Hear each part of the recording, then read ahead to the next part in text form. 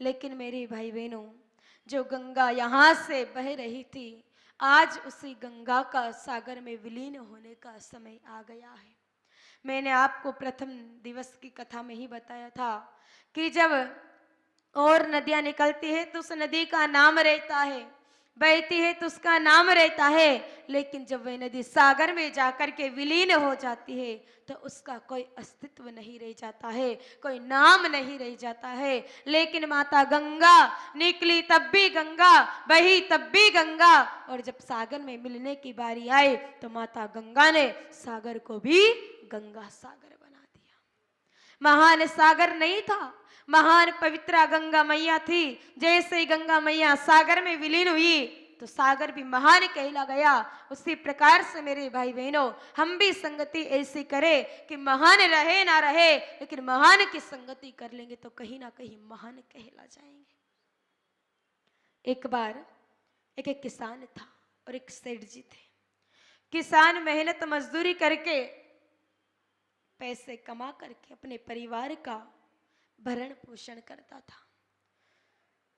धीरे धीरे मेहनत करके किसान ने 10,000 रुपए कमा लिए। अब किसान ने विचार किया, अरे इतने पैसे तो कमा लिए, लेकिन रखो कहां पर, इनको संभालो कैसे, क्योंकि मुझे तो संभालना ही नहीं आता है।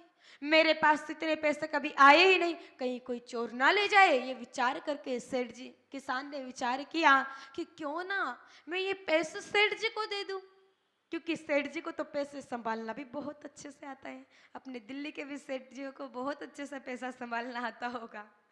तो यही विचार करके किसान ने भी वो पैसे सेठ जी को दे दिए, क्योंकि सेठ जी को तो पैसा संभालना बहुत अच्छे से आता है।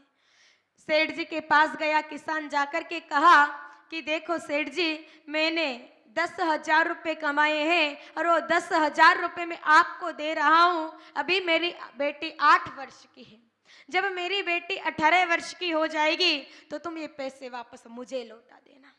अब लिखा पढ़ी की नहीं, कोई एग्रीमेंट किया नहीं, क्योंकि पड़ोसी थे, विश्वास करके दे दिया। अब धीरे धीरे उस किसान की जो 8 वर्ष की बेटी 18 वर्ष की हुई, तब किसान ने उसका विवाह करने का विचार किया। पता तो था ये पैसे है तो कमाने की कोई आवश्यकता ही नहीं। सीधा गया किसान सेठ जी के पास और जाकर के कहा कि देखो सेठ जी, आपको ध्यान हो तो मैंने आपको 10 वर्ष पूर्व 10,000 रुपए दिए थे। कहा भैया कैसे पैसे, कब दिए थे तूने, कौन से पैसे?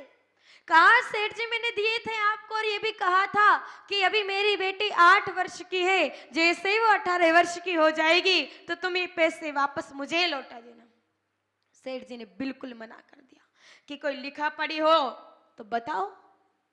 बेचारा किसान तो माथा पकड़ करके बैठ गया, लिखा पढ़ी तो कोई की ही नहीं।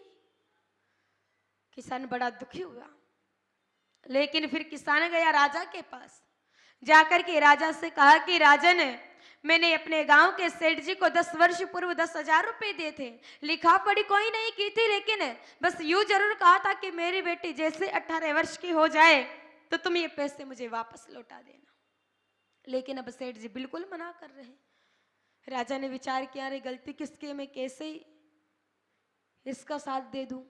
राजा ने कहा कि देखो, अगर तुम्हें तुम्हारे पैसे चाहिए तो तुम एक काम करना, कल रथ यात्रा निकलेगी, मैं रथ पर सवार रहूंगा और वो पूरे नगर में निकलेगी।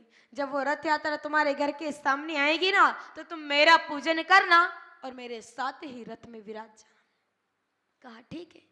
दूसरा दिन आया, ढोल नगाड़ों के साथ रथ यात्रा निकल रही है, राजा रथ पर सवार है, कई सारे लोग रथ के पीछे पीछे जा रहे हैं। जैसे वो रथ यात्रा किसान के घर के सामने आई, किसान ने राजा का पूजन किया, थाली घर वालों को देख करके राजा के पास में रथ में ही बैठ गया। जब वही रथ यात्रा सेठ जी के घर के सामने भी आई तो सेठ जी ने देखा रे कि ये किसान राजा के पास बैठा है, इस किसान की राजा से इतने बनते हैं। अरे ये तो राजा का कोई खास है, कहीं राजा को बात ना बता दे कि मैंने उसके पैसे लिए हैं, और कहीं राजा मुझे जेल ना करा दे, अरे ये तो बहुत बड़ी गड़बड़ हो जाएगी। जैसे रथ यात्रा खत्म हुई, सेठ जी दौड़ करके गए किसान के पास और जाकर के कहा कि देख भैया, तू राजा को कुछ भी मत बताना, मैं तुम्हारे पैसे लौटा दूंगा। कहीं राजा मुझे जेल में ना डाल ले, इसलिए तू कुछ भी मत बताना, पर मैं तेरे पूरे पैसे लौटा दूंगा। और सेठ जी ने किसान के पूरे पैसे लौटा दिए।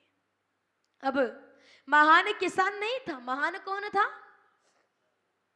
राजा था। लेकिन जैसे ही किसान ने राजा की संगति की कि महान कहला गया। उसी प्रकार से हम भी महान रहे या नहीं रहे, लेकिन अगर महान की संगति कर लेंगे तो महान जरूर कहला जाएंगे।